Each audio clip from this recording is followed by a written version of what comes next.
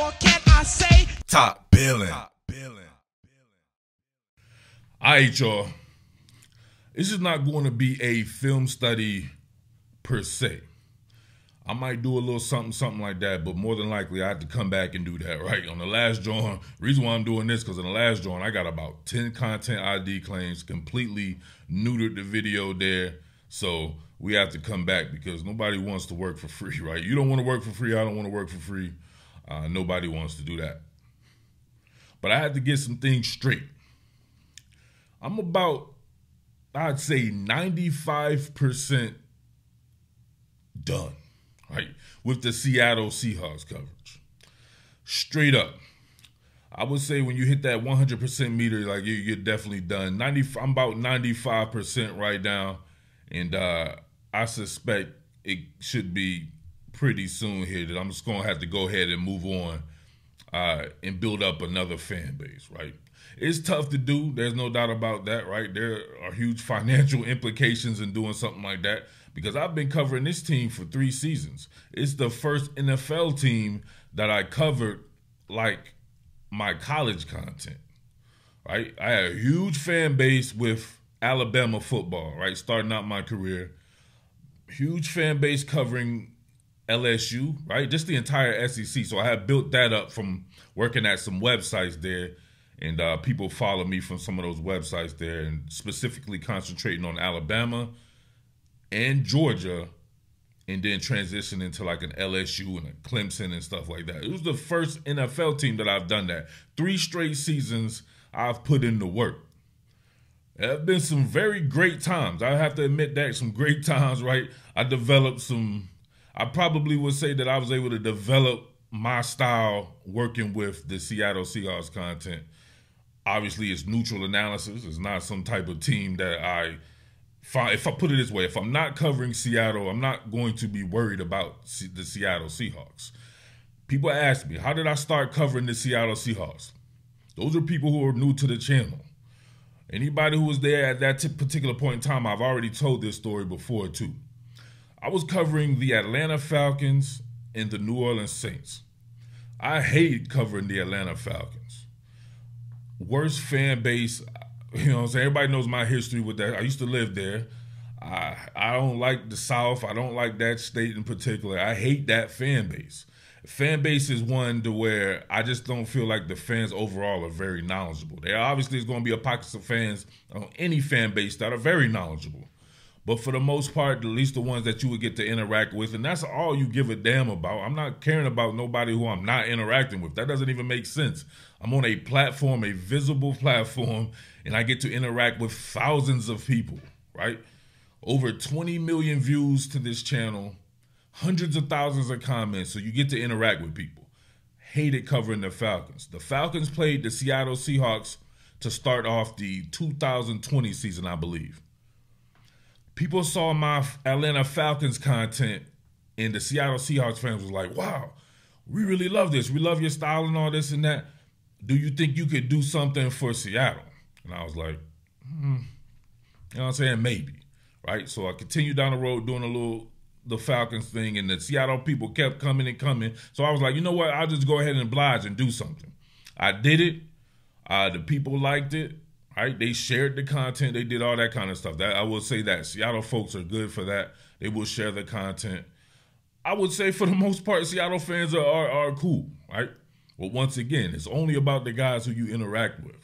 Seattle Seahawks coverage really reminds me of the Atlanta Falcons coverage, right? I couldn't wait to get rid of the Atlanta Falcons coverage because once again, it was a team that I had covered before.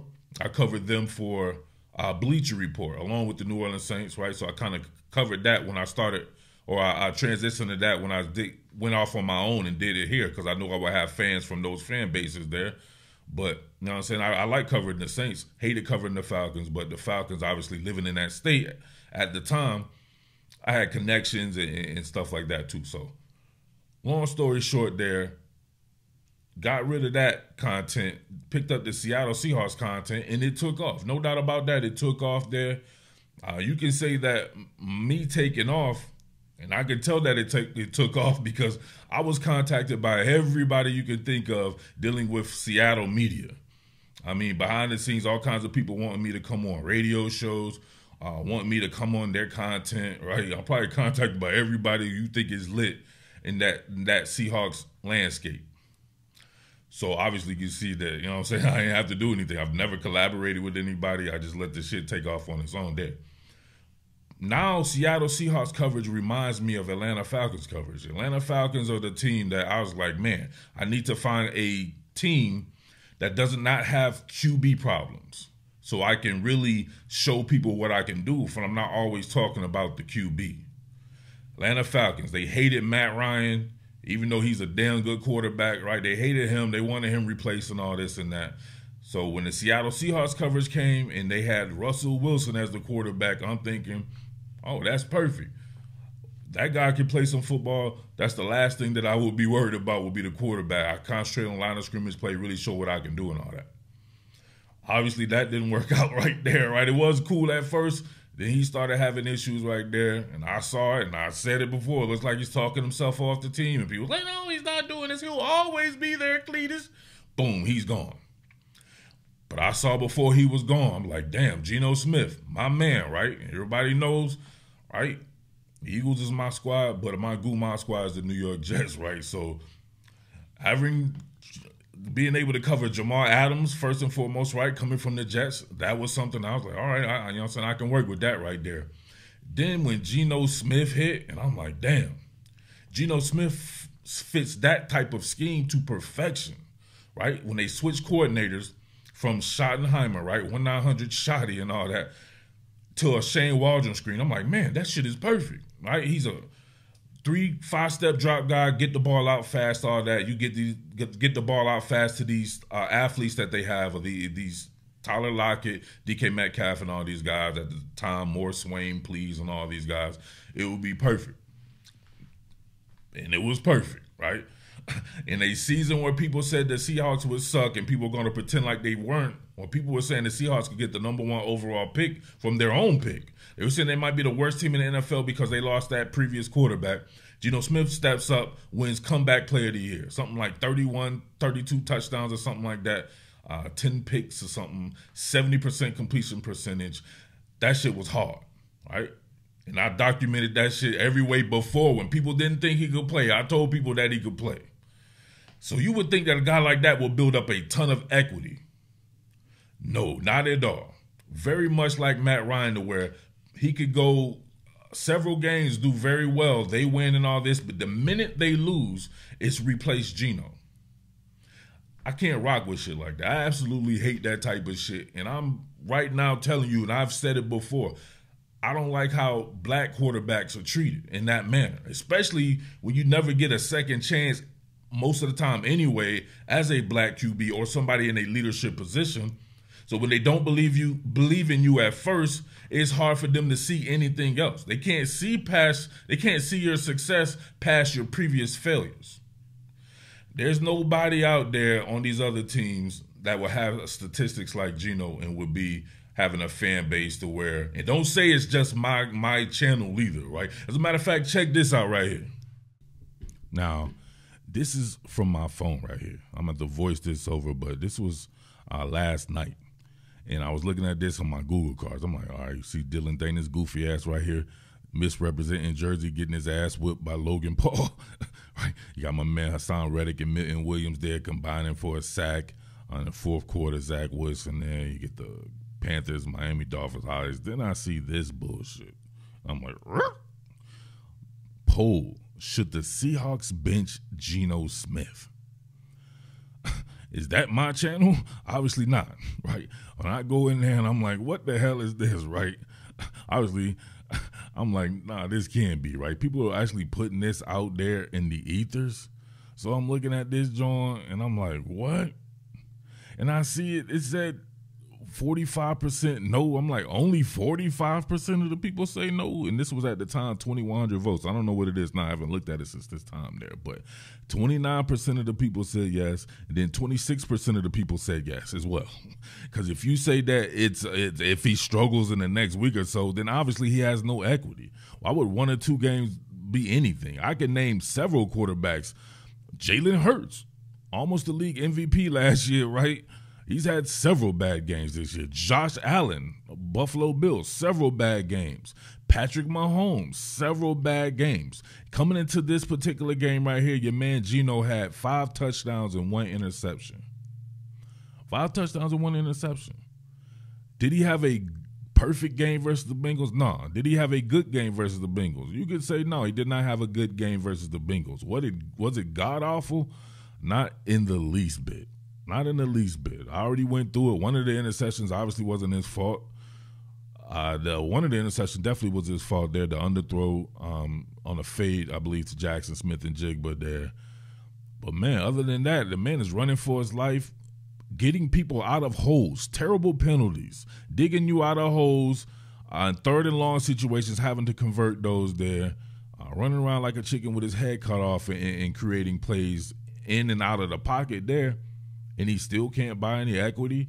And for who? Drew Lock? Man, get the fuck out of here. Why is Drew Lock the apple of anyone's eye? I think we know why. Be logical about this situation, right? Geno has not built up enough equity, and the man had like 37, 38 touchdowns and like 12 interceptions since he was the starter for the Seattle Seahawks, completing like 68, 69% of his passes. How ludicrous is that? Right? So you had all the people come in there, or the people who did come in there and say that Geno sucks, needs to be benched and all this and that. What do you want him to do differently? Like in this particular aspect right here, what is he supposed to do differently right here? People want him to just fire the ball and throw up, right? This was the 3rd down here. He's getting a breach off the left side against Charles Cross with a damn defensive back.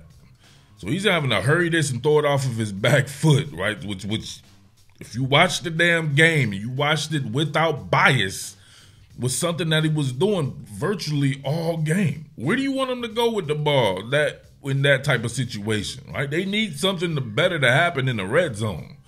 Who's open right here? Where are you going to throw this, right? The average fan only looks at their players. Do you not see this underneath zone here? If he throws it up right here, chances are this ball will be picked off and then get still mad. Right? Can't go to DK Metcalf right here. They'll drive on this route right here by Jackson Smith and Jigba. That's not going to cut it. Tyler Lockett not open right here. This is good red zone defense, and it's much easier to play defense in the red zone because it's a truncated area. Right? You flood the body with stuff has to hit faster. You put pressure on people, and it's a truncated area right there. Nowhere to go with this ball. Tyler Lockett, none of that shit. He's not even looking into it, but to do it right there. All right, now on the last play of the game, you had a couple of people here was like, oh, Cletus, he could have just threw it up or something. He was trying to just throw it up or something.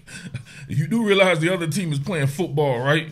You get what amounts to 2 flare routes, right? Just 2 routes going in the flat right here. You get Kobe Parkinson right here, kind of running the out route. That looks like if you go by your pre-snap recognition, that could be probably your best option there because you get one-on-one coverage with a guy who's just going to be bigger than his defender. You get DK Metcalf right here, Dennis Rodman Jr. motion, and then he kind of damn near like a stick nod or something like that getting vert. But look at the triangle coverage right here.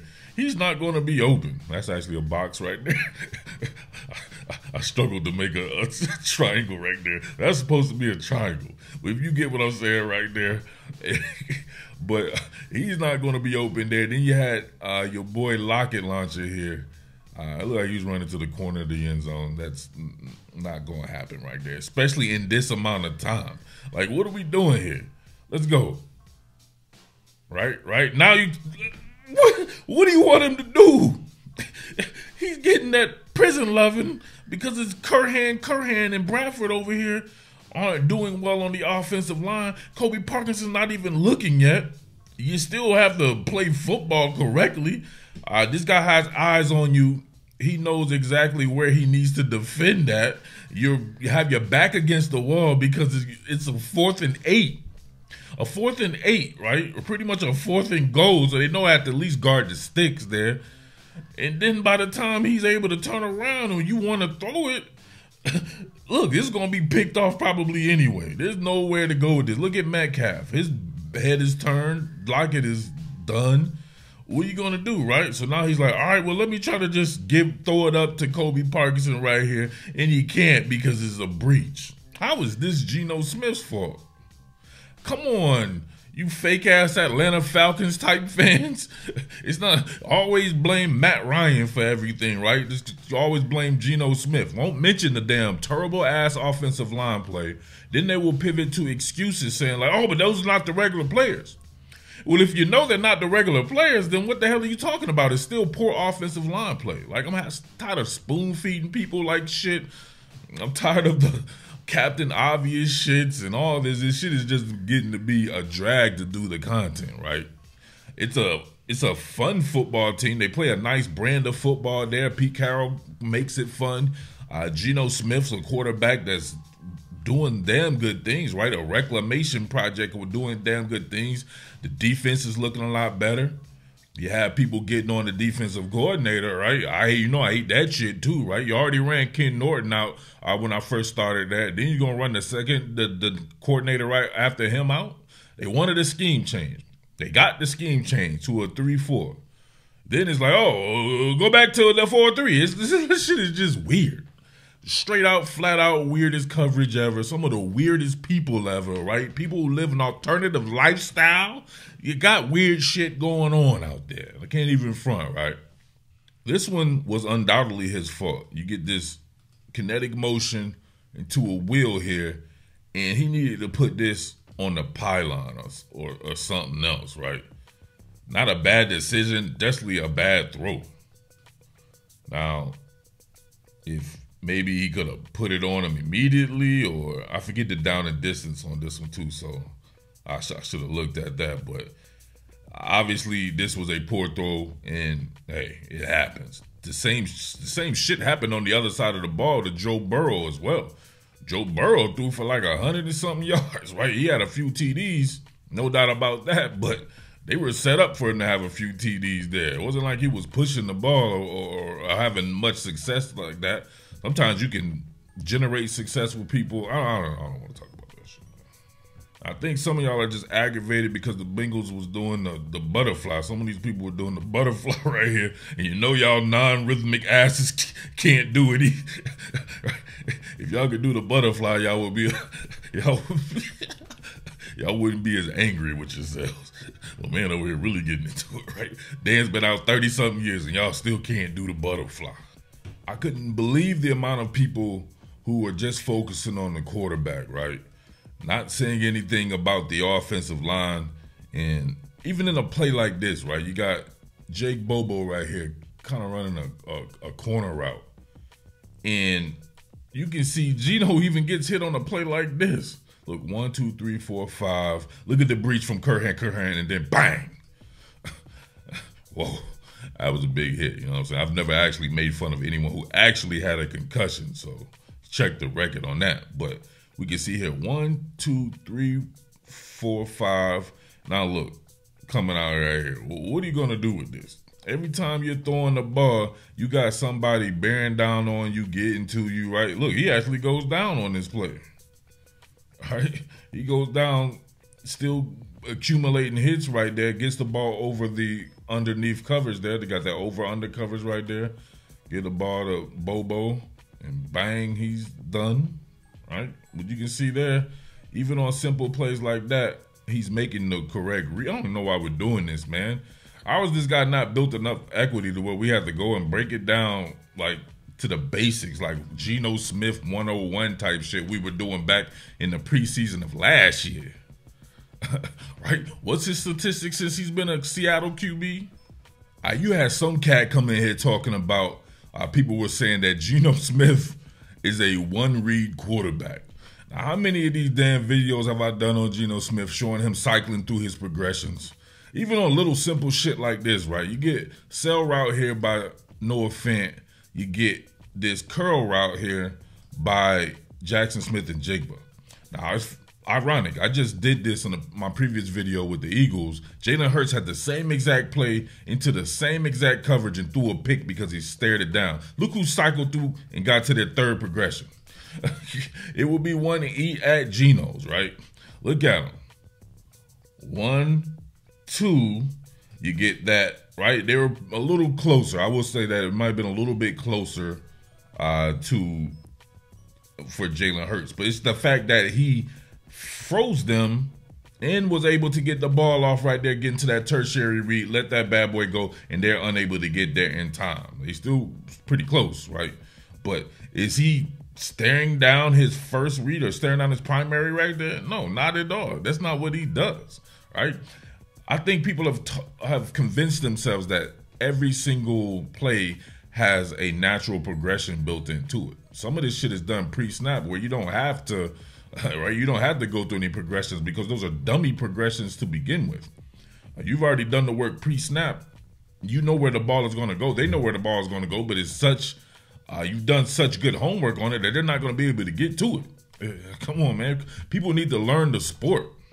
All right. Even on the last one, I didn't point that out. He was taken to the ground.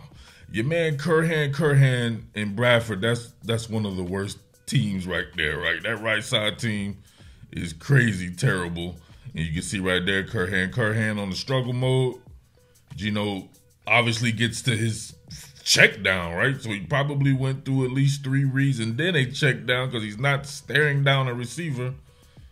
And he's still going to the ground. Eventually, man, them shits is like body blows. They're going to add up. This dude was getting hit pretty much every time he was throwing the ball. And they threw the ball like 40-something times. Like, how many times did he have to bail Seattle some really sad situations because of penalty? This one right here is a 2nd and 21. I forget what happened. It's probably King Griffey style catch by your boy, Lockett launcher right here. You know you done got a man beat when you get 6 feet of separation right here. He's leaning over his skis, right? He's about to have a skiing accident because he's so beat off the line of scrimmage there. But then he allows your boy right here to get the King Griffey over the shoulder catch right there.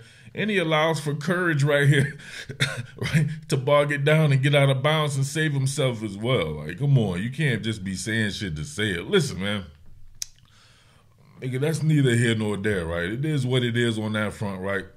To all my people out there in Seattle land, all the good people that I've interacted with over the years, man, no doubt about that. It's been fun. You guys, the people who are supportive are very supportive, and I definitely appreciate that, no doubt about that.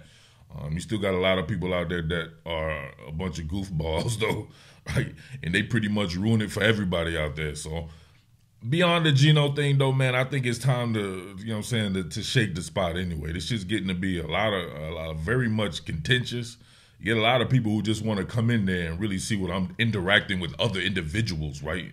Like shit that wouldn't go on off the internet, right? If I'm talking to somebody, you mind your own fucking business. Shit ain't got nothing to do with you, right?